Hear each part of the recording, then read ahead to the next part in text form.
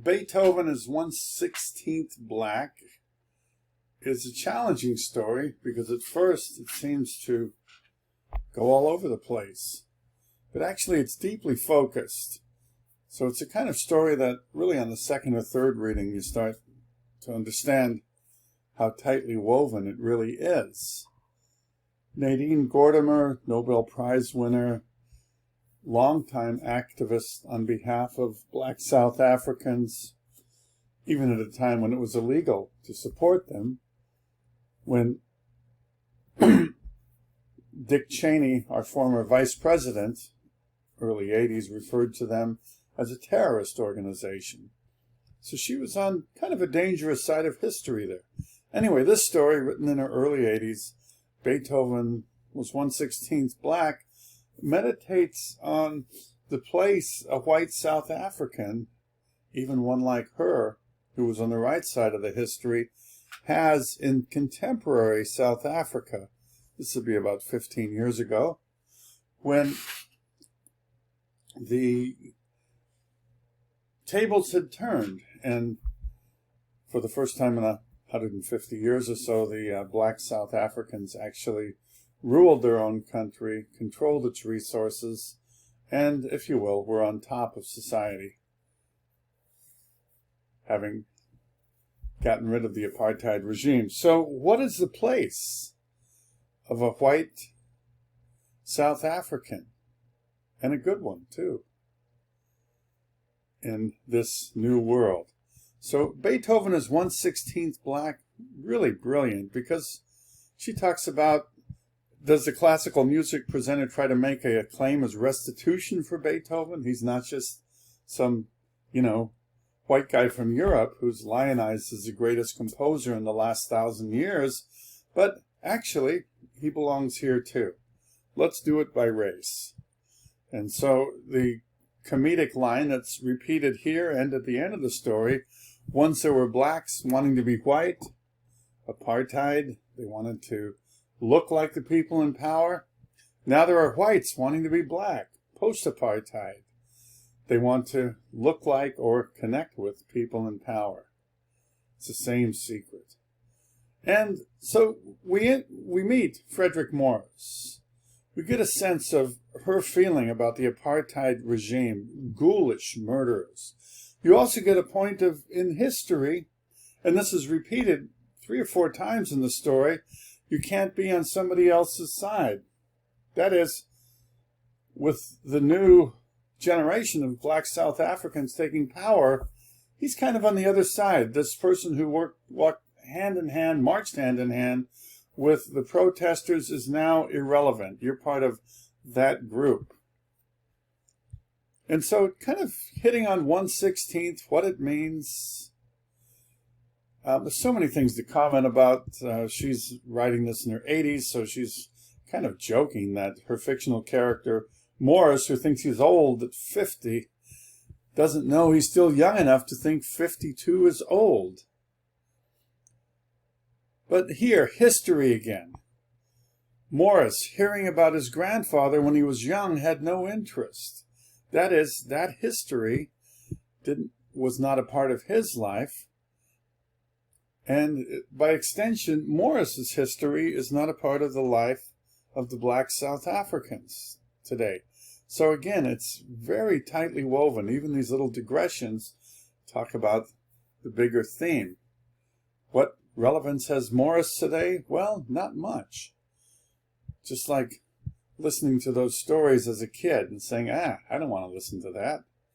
All right, so history of the grandfather, a fortune hunter, going to the great elsewhere. They mention Yukon, so I'm guessing 1895 to 1900, right about in there is when they had the gold rush in the Yukon. But here's another reference to history. He asks his mother about the attaché case his father had told him about that has some important documents about his great-great-grandfather. And hey, that history is irrelevant. It's not part of her new, kind of newly furnished living quarters. She's packed it away into storage. It's no longer part of his life. Well, guess who else is no longer a part of the modern life? Frederick Morris in Black South Africa. So these little things echo back and forth. History of the grandfather, the adventurer, the exploiter. History of the grandfather gives you an idea, and it's really a nice little pencil sketch of the colonial enterprise where, you know, an ambitious, nothing wrong with that, young white guy, nothing wrong with that either, but here's where it gets wrong, goes to Africa, and they don't actually do the work and get their hands dirty. They hire men who belong to the land to run over, stake a claim, and use their picks and spades to take the resources out of the country. And of course, those resources are all filtered through the hands of the Europeans coming to exploit the natural wealth of South Africa. So a real nice pencil sketch of that history. Really cool. Really smart. And then start hinting at, oh, wait a minute.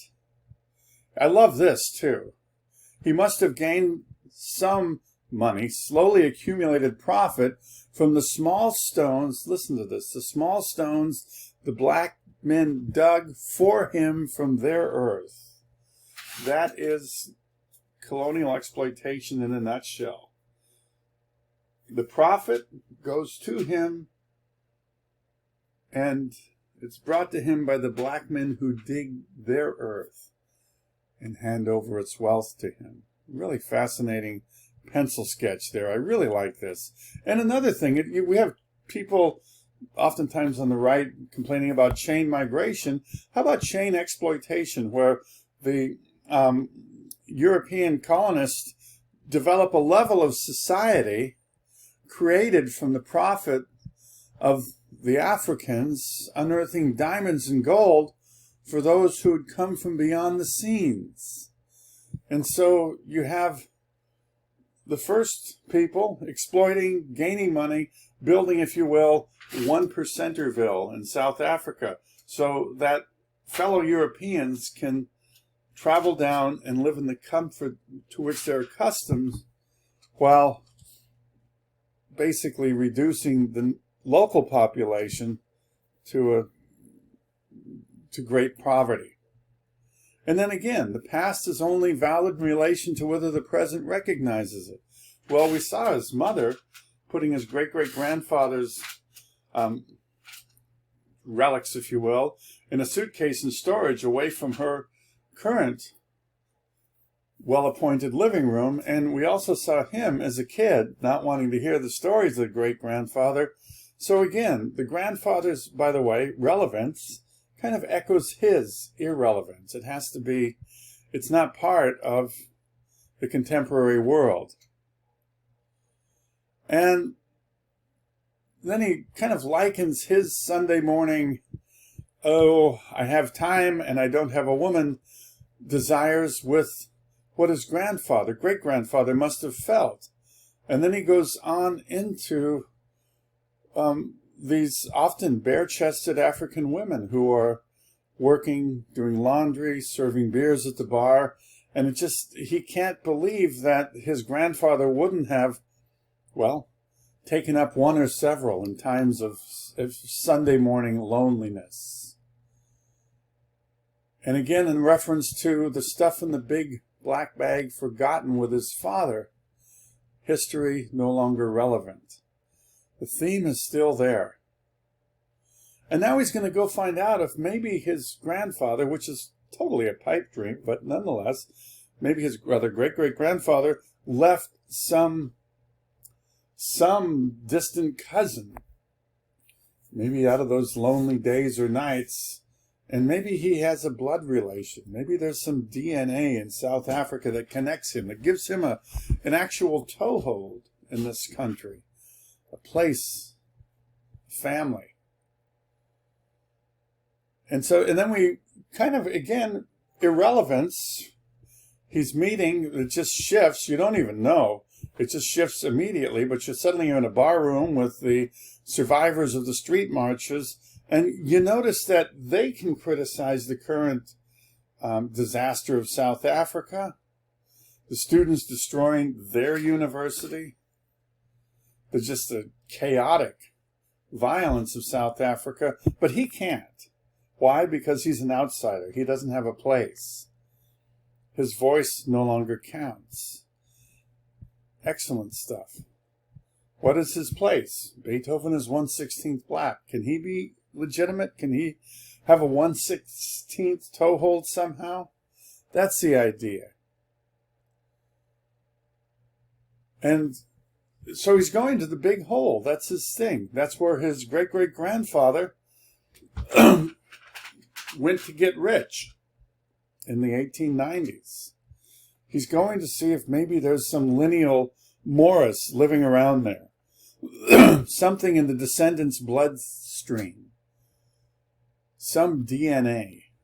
And he kind of, meditates on mixed races and the topsy-turvy of history where the black South Africans, this would be in the early aughts, between 2001 and 10, the black South Africans are probably living in the country clubs where they were forbidden to live under apartheid.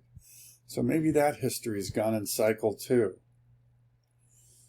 And kind of a pencil sketch, his funky old academic salary car against the black Mercedes of the new ruling class in South Africa.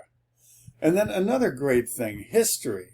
The swing set, the boys clambering up, some getting knocked off, and the guys on top laughing at the people who have fallen down. And that can happen again. Different people on top, different people on the bottom, different people getting knocked down to the ground. And that is the cycle of history in a sense. And where he's gone from Morris being this deep insider to being this, why are you here, outsider? Top of the ladder, knocked off the ladder. Relevance. Really kind of cool. And then we continue to this great bar scene where he's welcomed. They even include him when they buy around by the black South Africans arguing over soccer game. But because he's irrelevant, he could contribute to the opinion, to the his opinion on the referee's call. But hey, you don't count anymore. Then he kind of rummages around. Where is it? Might there be a Morris here?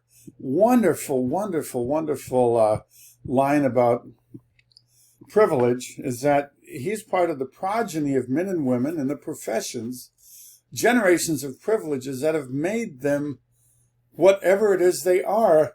They don't know what they might have been. And this is kind of the inverse. Instead of dreaming big, people born of privilege can't imagine living small. Imagine what their lives would be like those of the South Africans in apartheid if they'd been denied privilege. They don't know what their life might have been. Kind of a negative, upside-down dreaming.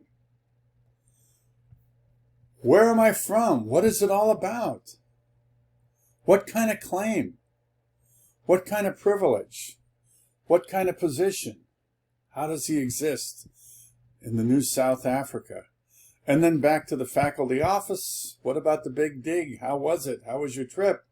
And his response, if I can get the right window, not that one, sorry, is that it's big, it's deep. 700 feet down, 1,000 pounds of diamonds. Virtually all the wealth from that stayed in the hands of the people colonizing South Africa. Maybe little bits of it trickled down to the poor South Africans. And that is a beautiful picture for the memory of the colonial era. What did they leave behind? A gaping hole. Anyway, I hope this helps you understand the story. It's kind of a lyrical and fanciful and oftentimes scene-shifting exploration of what his place is. By extension, what they deem Gordimer's place is in the new South Africa. Hope this helps.